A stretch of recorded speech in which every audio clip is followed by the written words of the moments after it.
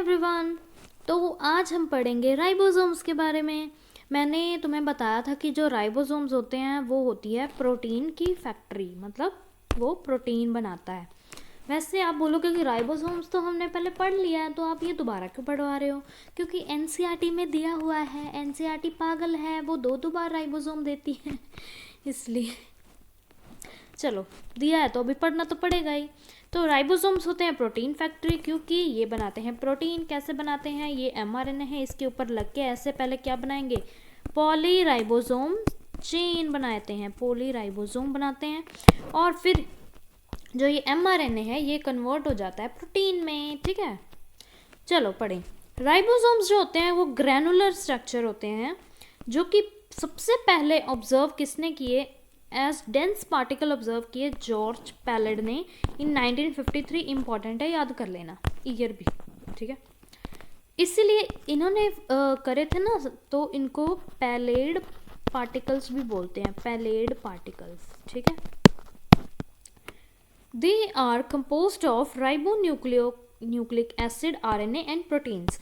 अभी जो राइबोसोम्स हैं वो किसके बने होते हैं? आरएनए के और प्रोटीन्स के। ठीक है, और इनकी कोई मेम्ब्रेन नहीं होती, ये तो हमें सबको पता है, बचपन से जानते हैं हम यूकैरियोटिक राइबोसोम 80S होता है, जबकि प्रोकैरियोटिक 70S होता है। हर एक राइबोसोम में 2 सब यूनिट होते हैं, स्मॉलर एंड लार्जर बताई थी मैंने। अभी जो राइबोसोम्स हैं 80S वाले, उनकी होंगी 60S एंड 40S। बोला था पिछली वीडियो में, बताया था, पिछली नहीं मतलब जिसमें भी राइबोसोम का पढ़वाया तो उसमें बताया था मैंने। और 70S जो राइबोसोम है उसमें 50S एंड 30S 2 सब यूनिट्स होती हैं। मैंने बताया था, सब कुछ बताया था, अगर तुम्हें याद नहीं है ना। हाँ, एस इसमें जो है वो है स्वेडबर्ग्स यूनिट या सेडिमेंटेशन कोफिशिएंट, जो स्टैंड करता है, ये देखो इधर लिखा है sedimentation coefficient. It is indirectly a measure of density and size, और ये मेजर करता है डेंसिटी एंड साइज को। Both 70S and 80S ribosomes जो होते हैं वो 2 सब यूनिट से बने होते हैं। बस यही था, इजी था। चलो आगे पढ़ते हैं साइटोस्केलेटन स्ट्रक्चर्स के बारे में। साइटोस्केलेटन स्ट्रक्चर्स के बारे में आया था यूकैरियोटिक सेल में, मैंने बोला था कि बाद में पढ़ाऊंगी, तो अभी वो वक्त है पढ़ाने का। कृपया मुझे पढ़ा लेने दीजिए। ये कलर, ये कलर, ये कलर, कौन सा कलर? ये कलर, अरे नहीं, ये लेते हैं। In elaborate network of filamentous proteinaceous structure consisting of microtubules, microfilaments and intermediate filaments present in the cytoplasm is collectively referred to as cytoskeleton। बताओ क्या समझ में आया? ये ना एक मतलब ऐसे फैला सा नेटवर्क होता है, फिलामेंटस प्रोटीन के बने हुए स्ट्रक्चर्स होते हैं, और इन सबको, ये 3 स्ट्रक्चर्स हैं जिनको इकट्ठा मिला के इन्होंने साइटोस्केलेटन बोला है। इसमें 3 कौन कौन से आएंगे? Micro tubules, microfilaments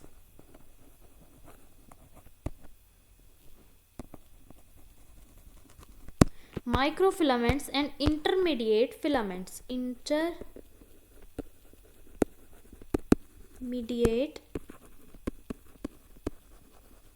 filaments. ठीक है, ये 3 जो हैं इनको इकट्ठा करके हम बोलते हैं साइटोस्केलेटन। ठीक है, The cytoskeleton in a cell are involved in many functions such as mechanical support, motility, maintenance of the shape of the cell।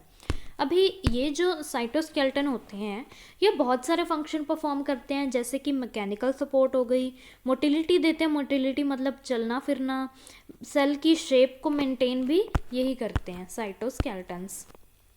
अभी इधर ये डायग्राम दी हुई है, ये है सीलिया और फ्लैजेला की, तो पढ़ते हैं पहले सीलिया और फ्लैजेला, फिर डायग्राम देखेंगे। चलो, मैंने बताया था कि सीलिया जो है और फ्लैजेला ये दोनों हेल्प करते हैं मूवमेंट में।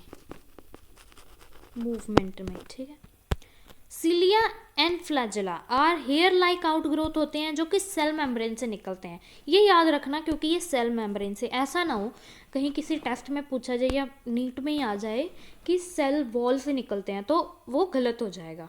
ये कहाँ से निकलते हैं? सेल मेम्ब्रेन से।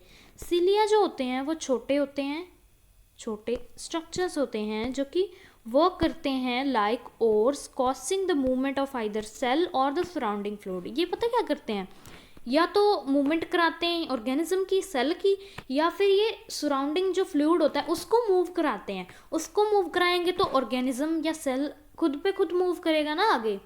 ये फ्लूइड को ऐसे पीछे की तरफ धकेलेंगे तो ऑर्गेनिज्म आगे की तरफ जाएगा। एक्शन रिएक्शन फिजिक्स में पढ़ा होगा, नहीं पढ़ा कुछ भी नहीं पढ़ते तुम। फ्लैजेला जो होता है वो कंपैरेटिवली लॉन्गर होता है सीलिया से, और ये भी क्या करता है, सेल की मूवमेंट में हेल्प करता है। जो प्रोकैरियोटिक बैक्टीरिया है उसमें भी फ्लैजेला होता है, but these are structurally different from that of eukaryotic flagella. जो प्रोकैरियोटिक बैक्टीरिया का फ्लैजेला है और जो यूकैरियोटिक बैक्टीरिया नहीं, मतलब कोई भी ऑर्गेनिज्म, यूकैरियोटिक सेल का फ्लैजेला है, दोनों में बहुत डिफरेंस होता है, स्ट्रक्चर में बहुत डिफरेंस होता है। तो आगे हम पढ़ते हैं इसकी स्ट्रक्चर के बारे में।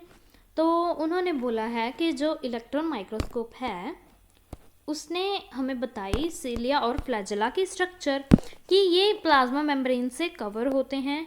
इनकी कोर को हम बोलते हैं एक्सोनीम, जिसमें बहुत सारे माइक्रोट्यूब्यूल्स होते हैं जो कि पैरेलली प्रेजेंट होते हैं। अभी इसकी जो एक्सोनीम है उसमें ना एक तो होते हैं पेरिफेरल माइक्रोट्यूब्यूल्स और दूसरे होते हैं सेंट्रल में माइक्रोट्यूब्यूल्स होते हैं, जिसे हम सेंट्रल माइक्रोट्यूब्यूल बोलते हैं। जो पेरिफेरल होते हैं ना वो डबलेट में प्रेजेंट होते हैं, मतलब दो होते हैं, ऐसे दो होते हैं, इकट्ठे पड़े होते हैं। और ये 9 होते हैं, ऐसे दो दो, जैसे दो इधर है ना, तो ये रेडियली अरेंज होते हैं। देखो कैसे होते हैं, इधर देखो, ये डायग्राम देखो, ये प्लाज्मा मेम्ब्रेन हो गई। पेरिफेरल माइक्रोट्यूब्यूल्स दिख रहे हैं ये वाले, ये हैं ऐसे डबलेट है ना, ऐसे डबलेट, तो ये रेडियली ऐसे ऐसे अरेंज्ड है ना, ऐसे ऐसे रेडियली अरेंज्ड हैं। और देखो ये 1 2 3 4 5 6 7 8 9 है टोटल, ये डबलेट हैं ऐसे। और ये सेंटर में तुमको दिख रहे होंगे 2 माइक्रोट्यूब्यूल, ये क्या हो गए, सेंट्रल माइक्रोट्यूब्यूल, और ये है पेरिफेरल माइक्रोट्यूब्यूल। पेरिफेरल वाले रेडियली अरेंज हैं जो कि डबलेट हैं, और सेंट्रल माइक्रोट्यूब्यूल वाले 2 इन नंबर हैं, 2 इन नंबर 2 इन नंबर क्या होता है, 2 इन नंबर हैं, और वो क्या है, सेंटर में प्रेजेंट है। और इधर तुमको एक शीट दिख रही होगी, शीट, ये सेंट्रल शीट, ये इनको कवर कर रही है, ये भी इनमें आएगी। ये रेडियल स्पोक दिख रहे हैं, इंटर डबलेट, ये आगे पढ़ते हैं इनके बारे में। और इस तरह की अरेंजमेंट जिसमें 9 ऐसे पेरिफेरी में लगे हों और बीच में 2 हों, उसको हम बोलेंगे 9+2 अरेंजमेंट इधर लिखा नहीं, array. Central tubules are connected by bridges. जो सेंट्रल ट्यूब्यूल्स हैं वो ब्रिजेस से कनेक्ट हैं, और also enclosed by central sheath. मैंने बताया था सेंट्रल शीथ से कवर है, दिखाया था उधर, जो कि कनेक्टेड है to one of the tubules of each peripheral doublet by a radial spoke. जो कि कनेक्ट है, जो हमने बोला था पेरिफेरल डबलेट है उससे कनेक्ट है उसके एक ट्यूब्यूल्स। देखो इधर ही देखो, तुम्हें इधर से समझ नहीं आएगी। देखो पहले इसको क्लीनिंग कर लें, इसकी क्लीनिंग में ले लें, ध्यान से देखो। मैंने बोला था कि पेरिफेरल माइक्रोट्यूब्यूल्स होते हैं डबलेट हो गए, ये वाले हो गए ना। अभी उन्होंने बोला है 2 हैं सेंट्रल में, वो एक दूसरे से साथ एक ब्रिज से कनेक्टेड हैं, हो गई ब्रिज, और कवर हैं सेंट्रल शीट से, सेंट्रल शीट से भी कवर हो गए। अभी उन्होंने बोला है कि जो ये सेंट्रल शीट है ये अटैच है। अटैच कहाँ पे है, देखो इधर से ये अटैच है इससे, इधर इससे, इधर इससे, इधर इससे, ये एक ये जो है ना, ये जो इधर इसको अटैच कर रहे हैं इसको हम बोलते हैं रेडियल स्पोक।